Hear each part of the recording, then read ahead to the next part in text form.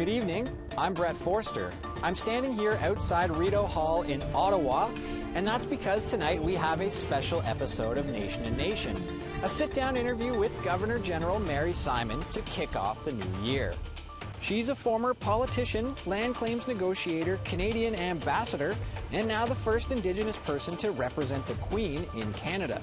Before the holidays, we traveled to Rideau Hall to discuss the year that was, the year that will be, Canada's history of colonialism, and the possibility of reconciliation.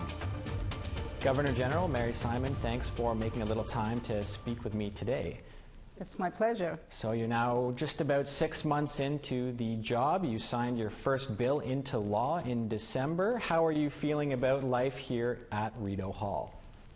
Well, it's a place where I think I can get a lot of work done over the next few years, and I find it was a bit of an adjustment, of course, when I was appointed, because my life was quite different than this. So there has been some personal adjustments, but in regards to the work, I find it very challenging and interesting, so I'm looking forward to the whole thing.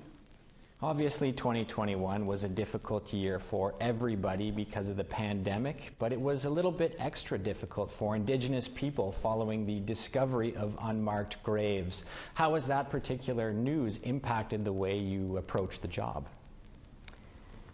Well, when I first heard about the unmarked graves of children in Kamloops, it was very sad. It was very hard to hear. But I knew about the fact that there were unmarked graves in Canada through the Truth and Reconciliation report. In their report, they said there were, a few thousand children that hadn't been identified. So that part wasn't as shocking as it would have been if I hadn't known anything about it. But nevertheless, it was really, really heartbreaking to know how much the families had been affected, and also even now reopening of wounds, and probably going over some of the hurt and the pain that they've experienced was something that I thought about a lot. In terms of my work, I see myself as a person that is going to help bring some closure to these issues and some healing. I think there's a real need for our nation to heal, and the relationship between Indigenous peoples and other Canadians hasn't been great, and there's been a lot of different events that have affected that relationship, and Indigenous peoples have been really the victims of a lot of that injustice.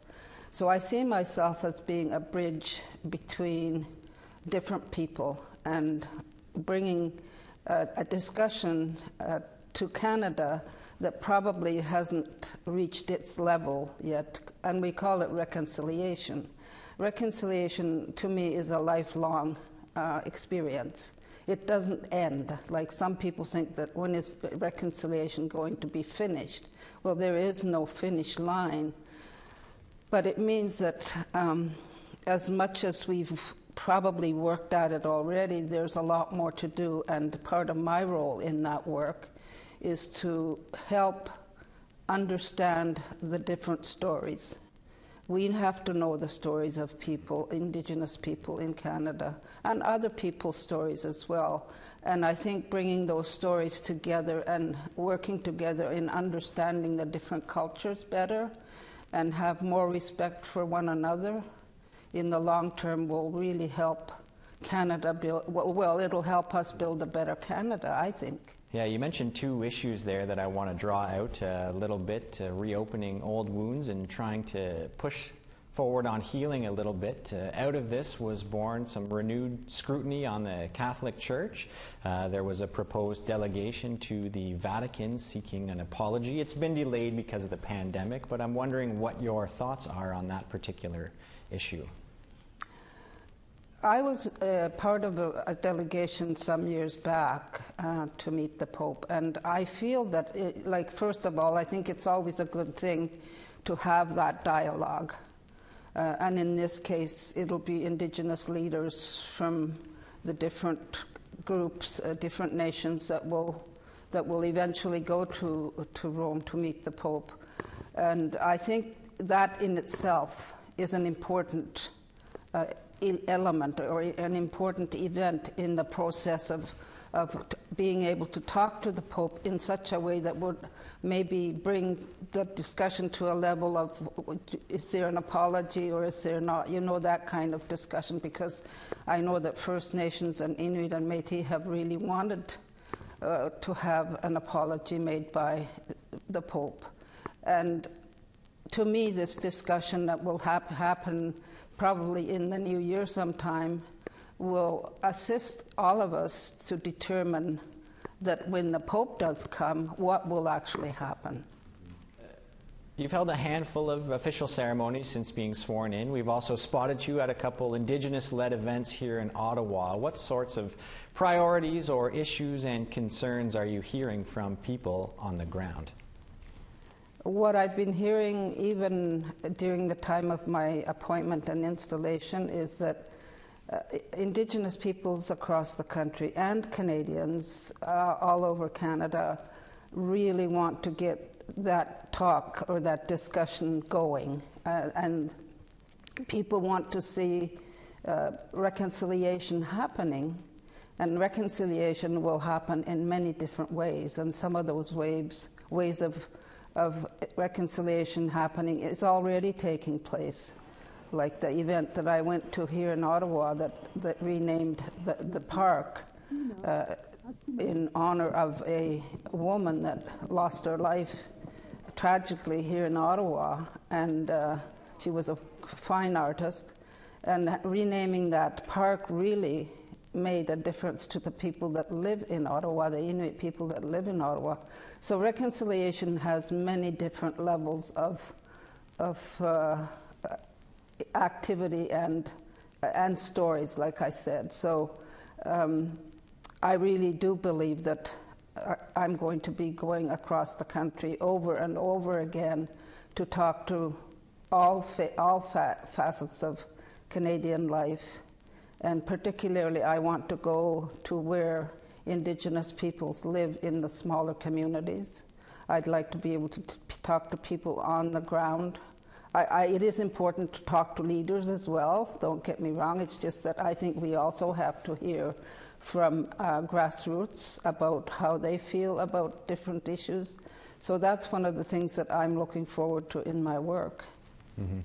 One issue that's been raised in Quebec is the issue of language. Obviously, language is important to Indigenous people too. I'm wondering what your reaction was to the complaints that were raised about your inability to speak French.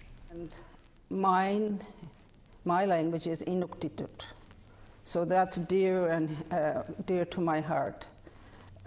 So I'm already bilingual, both in English and Inuktitut. Unfortunately, when I was going to school in Federal Day School in the north, in the Arctic, there was no French taught, even though we were in the northern part of Quebec. So unfortunately, the opportunities that I would have liked to have weren't available. So therefore, I never learned French. But when I was appointed, I realized that all languages are important, whether they be English, French, Inuktitut, or Cree, or other First Nations and Métis languages. Everyone has a root language that they love dearly, like I do.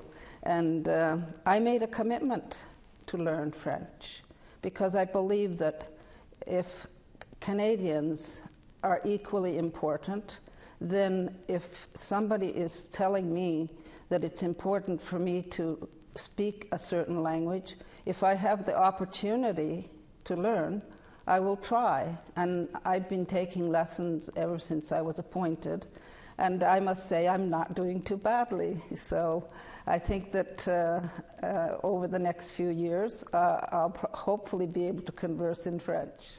How do you think Canada's history of colonialism and the past treatment of Indigenous peoples here impacts Canada's reputation abroad? Well, I've heard in the previous mandates that it has affected the relationship, but my role now is to bring about a better understanding of what happened between Canada and its Indigenous peoples and what that relationship is now, what it's like now, and what we're doing now. And one of the things I did in my last state trip, which was to Germany, was to have a lot of discussions with the president of Germany about reconciliation. That was an important part of what they're doing as well in their own country, and I wanted to have that conversation to make sure that someone like him understood the kind of work that we're doing on reconciliation between Indigenous peoples and Canadians. Okay, we have to take a short break, but we have much more to discuss. We'll have more with Governor General Mary Simon in just a few minutes.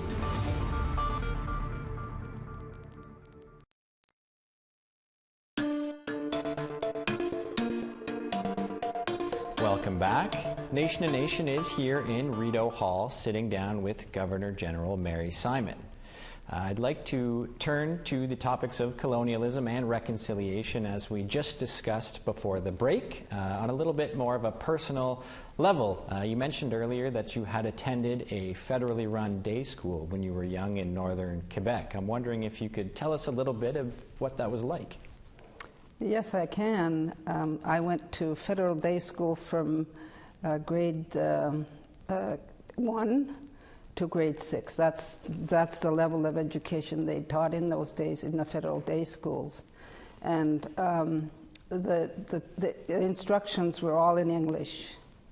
And the policy, I guess, of the government and Canada was that we shouldn't speak our Indigenous languages.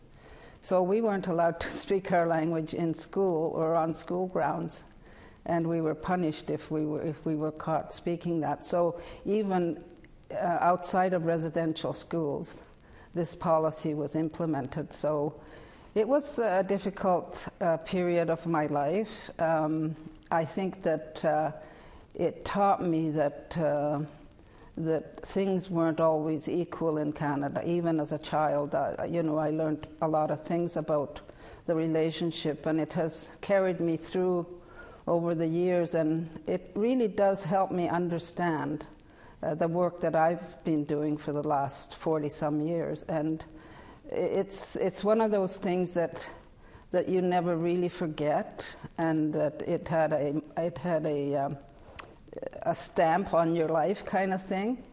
And then when I was older, after grade 6, we were, a lot of my friends were sent out to residential school, but because my father married my mother, who was a unilingual Inuk woman, we were told we weren't eligible to be educated, so we never went to residential school. In fact, my father was our teacher for the next few years during my high school. We were homeschooled. So during that time it was difficult, but in hindsight, it's probably the best thing that happened to me. And how has that experience, more broadly growing up in Nunavut in northern Quebec, shaped or guided the way you've approached advocating for Inuit rights later in your career? Well, I started at a fairly young age. I started working in the community even when I was still going to school, working with the doctor and translating for the doctor with patients. So I got to know the community really well. And then as I grew older, I just got very interested in what was happening across the country, the political development that was going on, the land claims agreements that were being negotiated in Canada's north, and the creation of the new territory of Nunavut. And I was involved in those. And during also the constitutional discussions in the 80s, I was one of the Inuit negotiators at that time.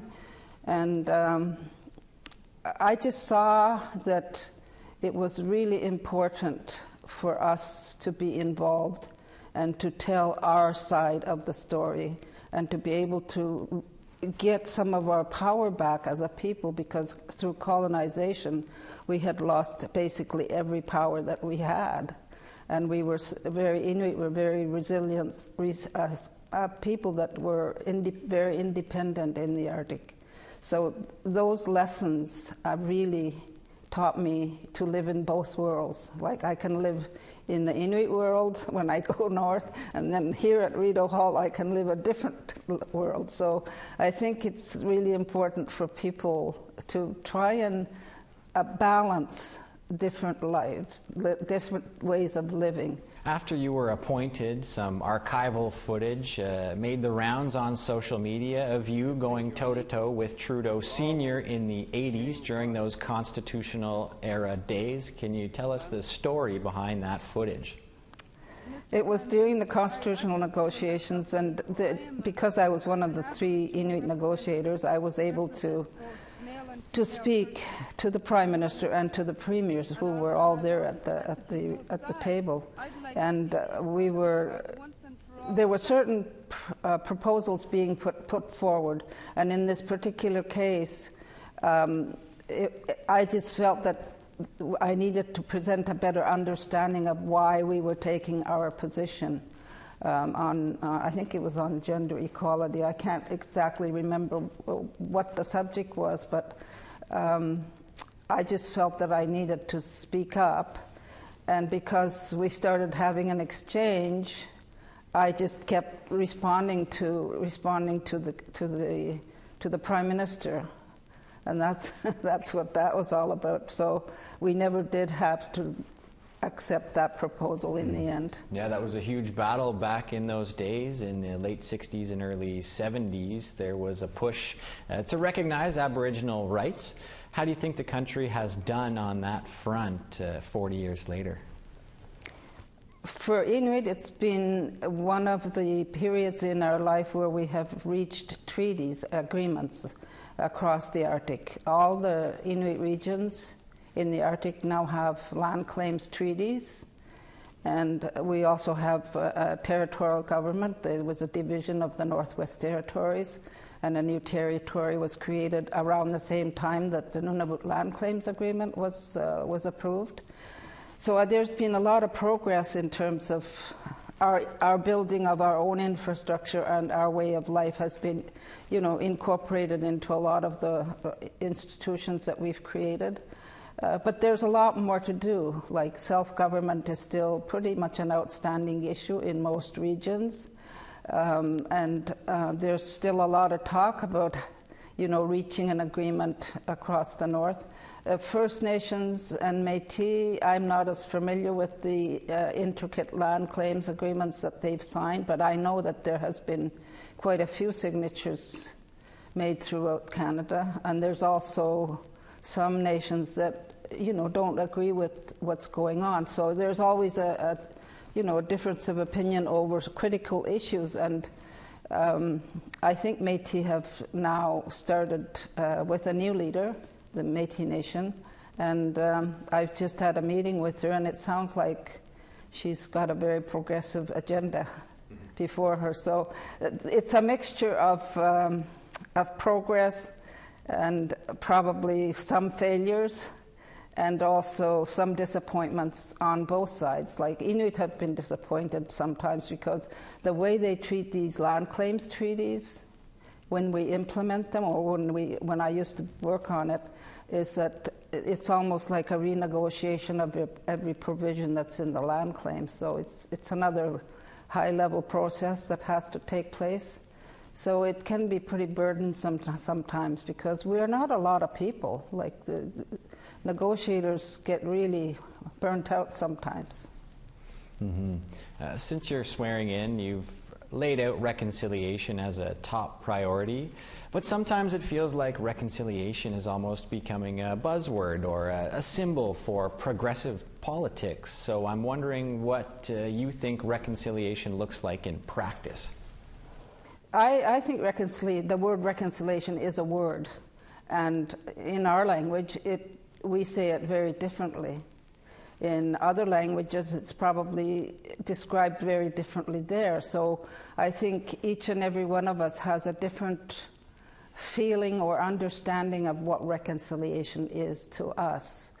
And I think that's why I don't use the word that much, because sometimes I find people have said to me, what kind of project can we do on reconciliation? And I always have to explain that it's not a project, it's a way of life that, you know, you learn and talk to one another and learn to respect each other's culture and your identity, and work together in a country that should be more unified. And the more that I think about it, the more I see that a lot of issues are under that umbrella of discussion. There's, like I talked about, some of the priorities that I have in my during my installation, which included mental health, climate and nature. Reconciliation is kind of the overarching word that I've used. And then the youth issue is also very critical to the future of the country. So when we do our work, I want to make sure that youth are involved in the different initiatives, not as an organization over here, youth organization that comes sometimes when they're invited, but rather to be part of the process itself. And briefly, when you were overseas in Germany, my colleague had the opportunity to sit down with you and ask about the sealskin necklace that you were wearing. I see you're wearing a different necklace today. What can you tell me about this particular piece? This piece was made by a woman by the name of Julie Grenier, and she's from Nunavut, and it's the vertebrae of a whale, of a beluga whale. And I guess she has a certain method of making this kind of jewelry, and it symbolizes, this piece really symbolizes our culture, because we depend very highly on beluga whales for food. And it's one of the things that the whole community shares. When a hunter catches a whale in the fall or summer, then the whole community shares the food, and it's very appreciated, because, as you know, the cost of food up north, or the cost of living, is extremely high, and many people can't afford to buy, or there is nothing in the stores to buy, like meat and so on. So it's really important for those hunts to take place. Governor General of Canada, Mary Simon, I want to thank you for your time. Miigwech, nakarmik. Nakarmik ipilo.